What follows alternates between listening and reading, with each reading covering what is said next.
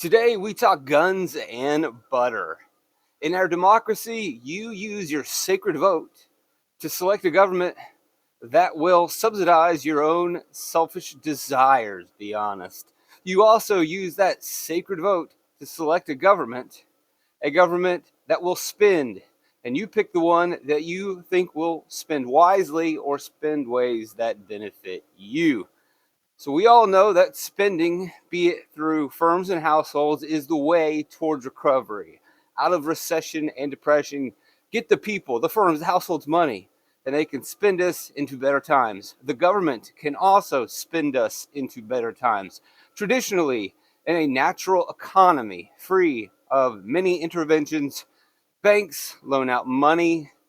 That money then concentrates or filters into different firms, productive firms that are successful, innovative, that create jobs, and the economy recovers. It's just a natural thing. And when it dies, often the money concentrates into unproductive or risky parts of the economy. Bad things happen because the economy is nothing more than a collection of 330 million people. 330 million people make mistakes, and occasionally money is spent unwisely, and we go into recessions. Then eventually, over time, it finds its way back into productive parts of the economy, like we discussed at the late 19th century, early 20th century with the discovery of and production of oil. Money concentration in that sector, and the economy booms. But what happens when there really isn't something successful, productive for the money to concentrate into? When we are not innovating and creating new products, how do we get out of this mess? Don't worry, the government's got this. The government can spend us to better times. Well, what's the government going to make? Your job is to protect my life, liberty, and property, or my life, liberty, and pursuit of happiness. Just basically providing protections and minimal services. You don't make stuff. You don't drill for oil. Oh, yes, we do. We make war. So here is the age-old guns and butter debate. Should the government spend on guns or butter? And let's present the situation of the government spending on guns, and that spending can then increase and boost the economy. Here's how it works. Government borrows money from banks. Government spends on firms. What firms? Firms that make tanks and missiles. They spend money on defense or on war. And in doing so, that firm has money to spend. How does that tanks and missile company spend their money? Obviously, they have to spend money on resources to produce the goods that they're making. They also have to hire workers. Now, guess what? That money that was borrowed from the bank by the government at the very beginning, that they spent, now is in the hands of workers, and those workers spend. Now we have money in the economy. Now we have spending going on. And guess what? We're going to start to have increases in the economy. Also, furthermore, other people that are out of work during this recession, during this depression, they're going to get jobs making bombs. They're also going to get jobs working as military members. And the military gets paid as well. And they spend as well. So now we have an influx of money in the economy. People are working. People have jobs. People have money. People are spending. And they're spending at stores. So stores then have to hire more workers. The firms that supply those stores are going to have to hire more workers. So we got cashiers with money.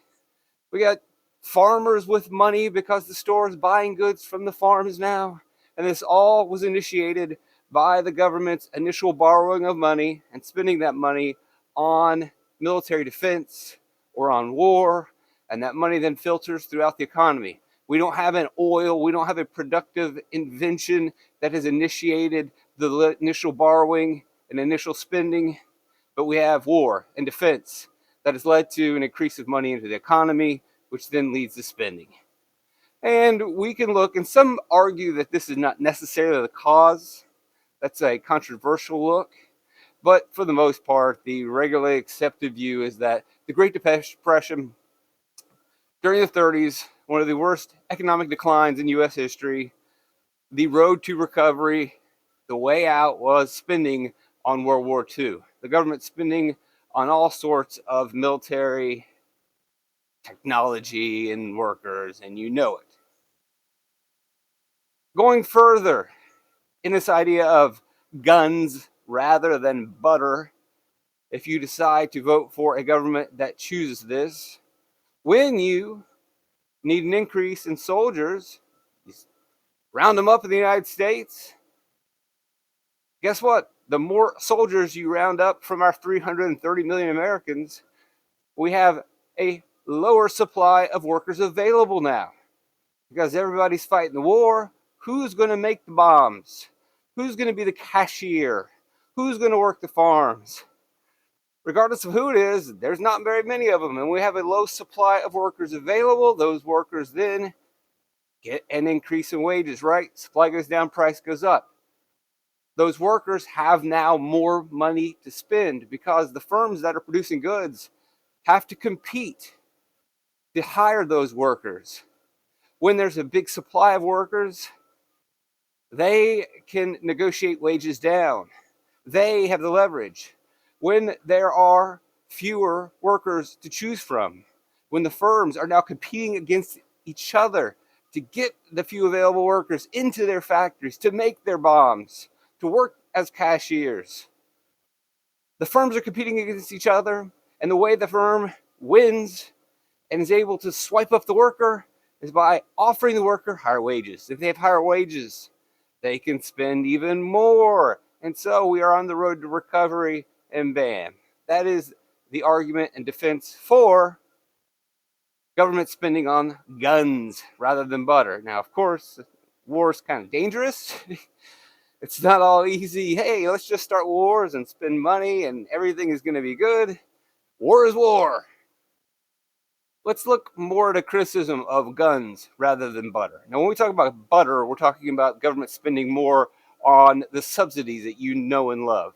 When we talk about butter, we're talking about government providing services and resources and spending money domestically. The government spending money within the nation directly rather than the government spending mainly on military defense and war causes. So guns, mainly war. Government spending on butter, mainly domestic. The government subsidies that we have discussed before. The gimme, I'm going to get mine freebies. So guns, government spends money on the firm, buys a missile, blows the missile up. Oh, guess what? We got to buy another one. Government spends money, buys a missile, blows the missile up. In the short term, this spending works, can help towards recovery, but the argument is there's not really very many long-term gains from this spending. You're literally just setting the money on fire. As the bombs are blowing, the money is burning, and you just have to keep spending. There aren't very many long-term benefits other than if you win a war, obviously, that is a long-term benefit. But for the most part, these are all short-term gains. They are not investments in the future. You have to keep buying and buying and buying. That's guns. Whereas with butter or domestic programs or domestic policies, if this is the government you choose that is more isolationist and doesn't get into foreign excursions and doesn't choose to spend a lot on military defense, rather decides to spend money domestically, when the government spends domestically or for butter, they could, let's say, spend money. So they borrow the money, they spend the money on computers. They put millions of computers in every classroom. iPads, all kinds of technology in every classroom.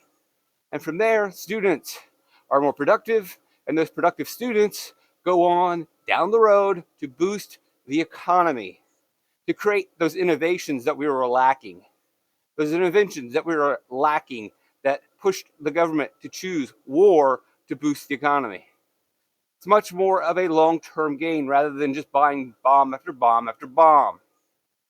Another example is if the government borrows money, spends simply to produce lunches, school lunches every day. Well, how is that really that productive? Sure, it's going to help some farmers and create some jobs.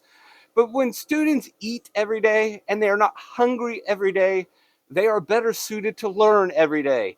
And again, in the long term, we are creating productive students that are learning, building skills that one day will create those innovations and build industries that create a permanent, prominent strong nation rather than just buying bomb after bomb after bomb. But if you buy bomb after bomb after bomb, if that is your solution, there are no solutions, remember?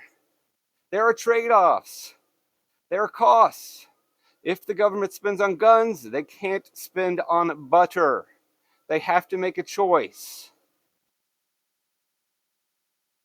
And if they don't spend on butter, literally and figuratively, the kids don't eat. And if the kids aren't eating, it's very difficult for them to pay attention and get the best education. They do not do as well. They then, down the road, are not innovative industry leaders. They struggle with skills. They do not produce. Our economy, our nation is not strong. That's the problem. Again, no solutions. There are trade-offs. You have a voice. You get to vote. This is democracy. We choose how the government subsidizes our nation, and we use our vote often to determine that. Sure, we'd like to vote for a government that protects rights, protects our property, a limited government sometimes. But more often than not, we cast that vote, that supposedly sacred vote in democracy, to direct government spending, either through subsidization or we're talking war. You get to choose wisely. Do you want an isolationist government that doesn't intervene, that is more towards butter? Or do you want an interventionist government, the police of the world, who spends on military? Or is there maybe something in between? We shall see. There it is. Guns and butter, trade-offs, consequences of subsidies, defending and criticizing government spending.